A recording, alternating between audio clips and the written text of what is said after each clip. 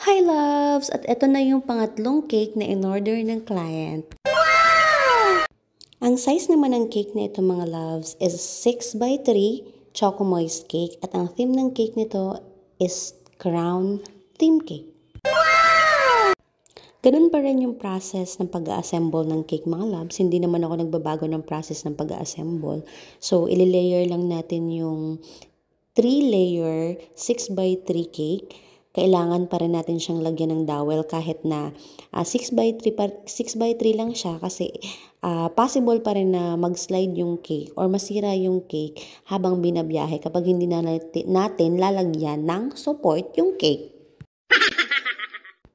At this point mga loves is kinakram coat ko siya gamit ng chocolate ganache. Then isinet ko siya sa ref ng about mga 5 minutes siguro bago ko ilagay itong white icing. Ito yung final icing ng cake.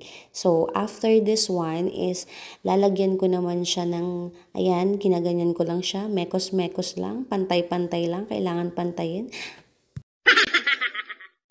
Tapos, lagyan natin ngayon ng yellow icing sa pinaka-bottom para maging design niya. Ginawa ko tong design na to, mekos-mekos ko. Tapos, na-realize ko hindi ko gusto. Binago ko ulit. Oh, di ba? What?